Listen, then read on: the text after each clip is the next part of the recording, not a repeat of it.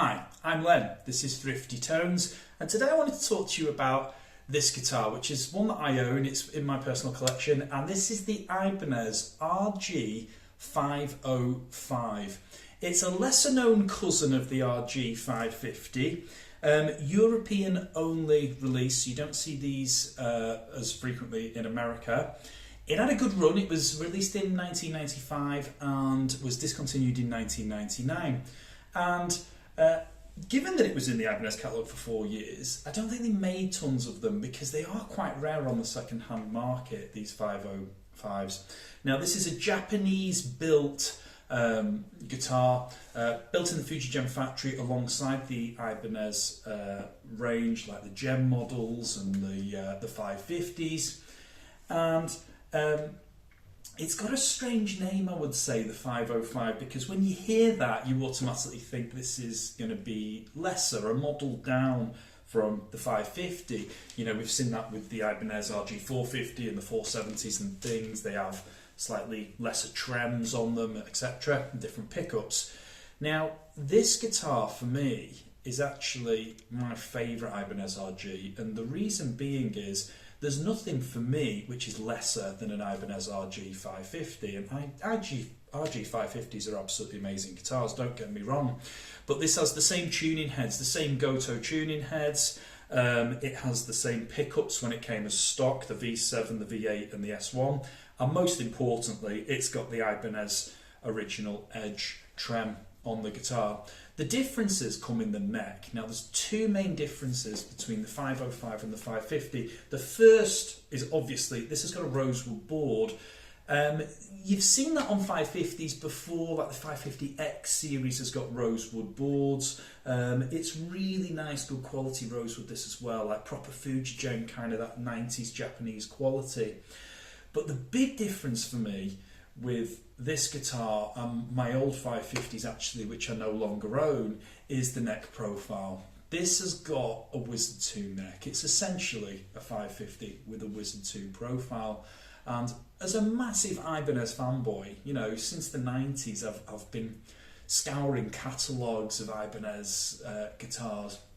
I've always had a bit of an issue with the Wizard necks because they are quite thin. You know, if you learned on a Stratocaster, if you've played Les Pauls before, Ibanez necks can be really pencil thin. This one, this Wizard 2 neck is, I'm not going to say it's a thick neck at all. You can sort of see on the profile that it's not, but there is just something really rounded about it, you know, really more Fendery than Ibanez in terms of the way it feels. Certainly I find pentatonic work around the 5th fret is so much easier to grip onto the guitar than some of the RGs that I've had in the past. It's just wonderful. It plays so well. It's a 1999 model mine, so it's one of the last 505s to be built. It's been well played. I got it second hand. You can sort of see some neck markings there that sort of show that it's been well loved. I've owned it for about a year, and in that time it's become one of my main gigging guitars. I can't believe that this has just rocked up 12 months ago and just sort of usurped other guitars that I've had for years. This is just sort of in the mix now in terms of gigs, and I love it. I really love the feel of this. It's absolutely amazing.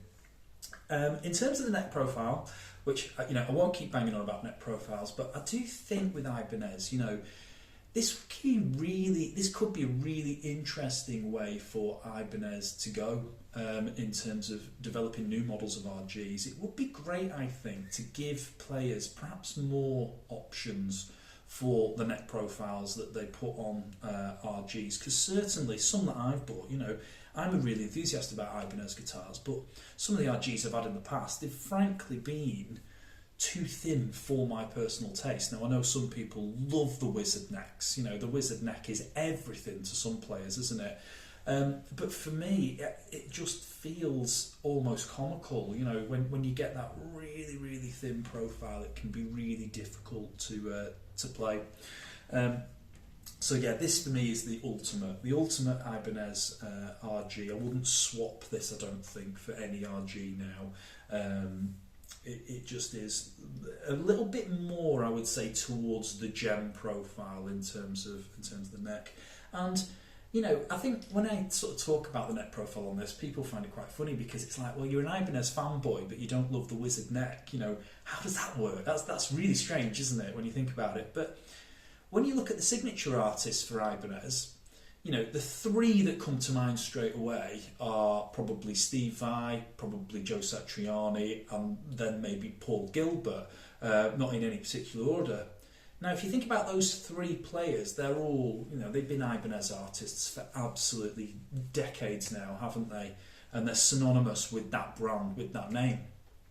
But what's interesting about those three, the big Ibanez names, is none of them play the wizard neck. None of them use it. The Ibanez Gem model, Steve really wanted a beefier neck. The Gem is very Strat-like to me. Even the Gem Junior models, I think they've recreated that really lovely rounded Gem profile, and that's really similar to this actually. Joe Satriani on the JS models, it's a fatter neck. It's a much more Stratty type neck. And Paul Gilbert, with his Fireman models, they are huge. If you've ever played one of those, I have played one, and they are massive necks, like really, really bluesy necks. He has huge hands. So it's not uncommon to love, the Japanese brilliant quality that Ibanez creates, the price point, the colours, the history. I am such an Ibanez enthusiast, but I just could never get on with the necks until I found this, and it's just been such a great guitar. If you can find an RG505 on the second-hand market, I would thoroughly recommend it. It is absolutely, they are wonderful guitars, every bit as good as a 550, and you might prefer them as well in terms of that neck profile, because that is fundamentally the only difference. In terms of my guitar, I have changed a few bits and pieces with it. I have replaced the V7 and V8 pickups. I did like those pickups. I think they're actually really good for stock pickups. I used them for quite a while actually, and I gigged them as well, which is really unusual for me. I don't normally gig stock guitar pickups, but I've changed them just for a little bit more clarity for the stuff I'm doing. And this is actually the classic PAF Pro Damasio set in the bridge and the neck. And I kept the S1 because I think the S1 is an amazing pickup for splitting coils and those great in-between sounds. For me, the S1 pickup that Ibanez make is one of the best, in a HSH configuration. I think the S1 is amazing. So yeah, PAF Pros in both the neck and the bridge for that real sort of old school gem kind of quality.